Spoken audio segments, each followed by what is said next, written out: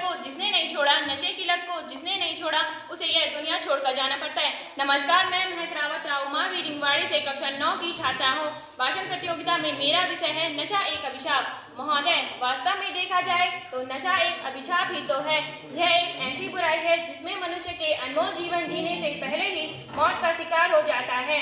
नशे के लिए समाज में शराब, गांजा, भांग, अफीम, जर्दा, गुटखा, तंबाकू और धूम्रपान में बीड़ी, सिगरेट, हुक्का, चिलम सहित चरस, स्मैक, कोकीन, ब्राउन शुगर जैसे घातक मादक दवाओं तथा पदार्थों का इस्तेमाल किया जा रहा है। महोदय, अब बात करते हैं आखिरकार ये नशाखोरी क्या है। मादक पदार्थों के नियमित सेवन को नशाखोरी कहा जाता है। जो व्यक्ति किसी मादक पदार्थ का नियमित सेवन करता है तो वह उसका आदी हो जाता है और उस नशे के अभाव में उसका मानसिक शारीरिक संतुलन डगमगा जाता है।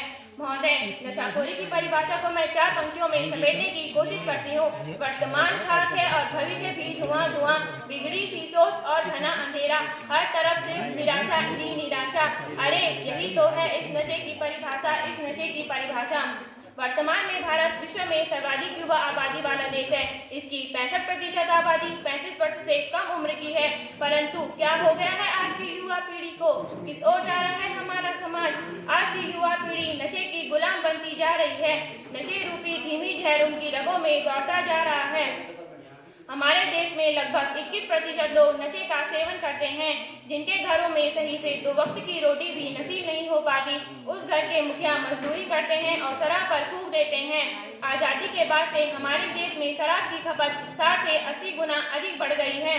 महोदय, नशा एक ऐसी समस्या है जिसमें एक व्यक्ति के साथ ही साथ उसका पूरा समाज, उसका पूरा परिवार बर्बाद हो जाता है। और यदि परिवार बर्बाद होगा तो समाज बर्बाद होगा, और यदि समाज बर्बाद होगा तो पूरे देश को छिन्न भिन्न होने में ज़्यादा समय नहीं लगेगा। महोदय, यह एक ऐसा दलदल है जिसमें बस कदम रखने की देरी है और हम इसमें धीरे धीरे आनंद के साथ डूबते चले जाते हैं और हमें पता भी नहीं चलता। यह नशा न हमारे देश को खोखला कर रहा है अपितु हमारी सभ्यता और संस्कृति को भी मिटा रहा है।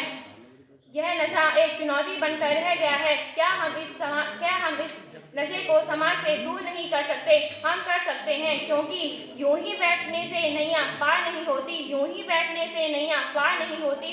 कोशिश करने वालों की कभी हार नहीं होती।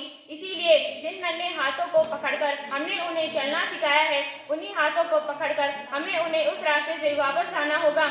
हर परिवार, हर वर्ग को अपनी जिम्मेदारी सुनिश्चित करनी होगी। हर परिवार, हर वर्ग को अपनी जिम्मेदारी सुनिश्चित करनी होगी। क्या आवश्यकता है उन लोगों को शराब परोसने की जो किसी के अंतिम संस्कार में शामिल होते हैं? क्या इतनी भी संवेदना नहीं बची हमारे समाज में? मैं पूछती हूँ, क्या आवश्यकता है कि घर में कोई भी शुभ कार्य हो और आतिथ्य शराब पिलाकर ही किया जाए? क्या हर खुशी और हर गम को व्यक्त करने का शराब ही एकमात्र माध्यम रह गया है? समाज की भी यह जिम्मेदारी बनती है कि वे अपने आसपास हो रहे मादक द्रव्यों और नशीले पदार्थों की बिक्री पर खामोश न बैठे और उनका बहिष्कार करें, क्योंकि जलते घर को देखने वालों, फूस का छप्पर आग का है, आग के पीछे तेज हवा है, आगे मुकद्दर आग का है। नशा मुक्त भारत बनाने के लिए सभी राज्य की सरकारों को आगे आना चाहिए व राजस्व बढ़ाने के अन्य उपायों पर विचार करना चाहिए। नशीले पदार्थों की बिक्री पर प्रतिबंध लगा देना चाहिए। आज के हमारे युवा को शिक्षा रूपी हथियार देकर उनके जीवन को दिशा देने का प्रयास करना चाहिए। आज के हमारे युवा को शिक्षा रूपी हथियार देकर उनके जीवन को दिशा देने का प्रयास करना चाहिए। इन्हीं शब्दों के साथ मैं अपनी वाणी को विराम देती हूँ। धन्यवाद।